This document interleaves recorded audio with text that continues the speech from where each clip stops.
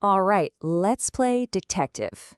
We're about to dig into the real story behind one of the most important and, honestly, most misunderstood markets on the entire planet, the Eurodollar market. So, first things first, let's get the name straight.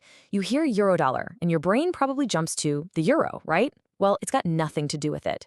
A Eurodollar is simply a US dollar that's being held in a bank outside the United States. Could be London, could be Tokyo, doesn't matter. This little detail, it's the key to this whole story. And that leads us to our big mystery. We're talking about a market that quietly shifts trillions of dollars around the world every single day. But its origin story is, well, it's mostly a myth. So where did it really come from? To start our investigation, we've got to bust a myth. We need to look at the official story, the one you'll find in almost every textbook, because it turns out it's got a huge hole in it. So the story usually goes like this. Back in 1957, there was a big currency crisis in Britain. The government panicked and banned banks from using the British pound to finance trade for other countries. So the clever London bankers, needing something to work with, just switched over to using US dollars instead. Makes sense, right? Seems plausible. And this version of the story got locked in place by some really respected academics, like Susan Strange here. For decades, everyone just accepted it as fact. There was a crisis, the bankers got creative, a new market was born. End of story. Or was it? Yeah, not even close. Because when historians finally got their hands on the actual bank archives, they found a massive problem. The timeline was completely wrong. The Eurodollar market didn't just pop into existence in 1957. It was already humming along.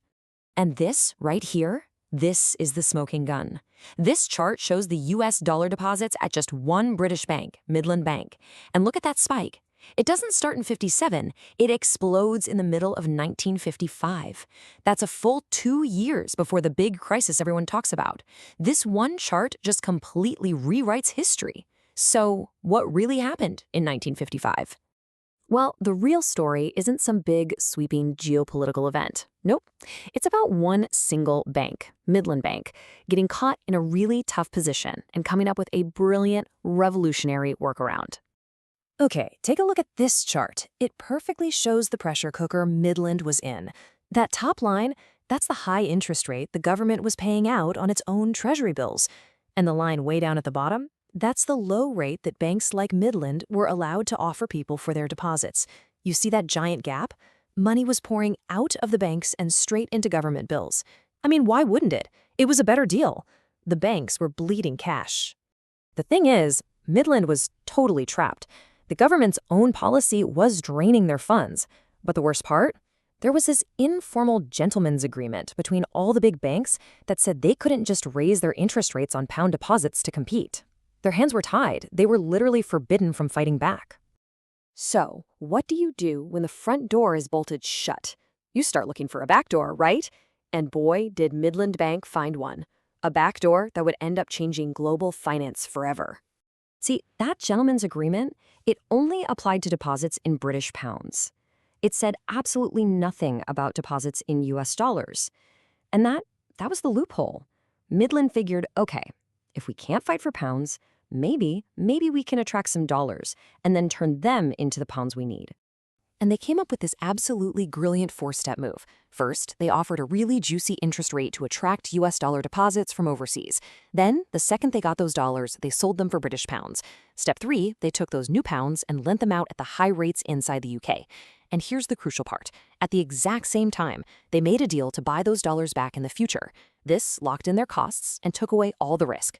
So why go through all this financial gymnastics? Because it all came down to this one number. 4%. After all that swapping and dealing, their all-in cost to get those funds was just 4%. At the time, the official rate to borrow money in the UK was 4.5%. They had found a backdoor that was not only possible, it was profitable. Now, you can't pull off a move this clever without the big boss noticing. The central bank, the Bank of England, figured it out pretty quick. So, what do you think the regulators did when they caught Midland basically bending the rules? They looked the other way. This is from an actual internal memo. The Bank of England realized that, yeah, they weren't thrilled about it, but Midland wasn't technically breaking any rules. And more importantly, this whole scheme was bringing valuable US dollars into the country, which was good for Britain's finances. So they just Let it happen. And that quiet little decision to do nothing, that was the spark that lit the fuse. What started as one bank's clever trick was about to become a global phenomenon. Because as soon as the other banks saw what Midland was up to, and more importantly, that the regulators weren't stopping them, everybody dived in. The market just exploded. After 1959, the whole thing went vertical. What was a tiny trickle of offshore dollars became an absolute flood, creating this brand new ocean of money for the world to use. But here's the funny thing about being first, right? The innovator rarely ends up on top. By 1962, just a few years later, the big British banks like Midland, the ones who started the whole thing, held less than 5% of the market they created.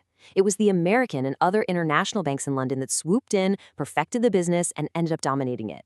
So why does this whole detective story actually matter? I mean, it's a great story, but what's the big deal? It's a big deal because this wasn't just about creating one new market.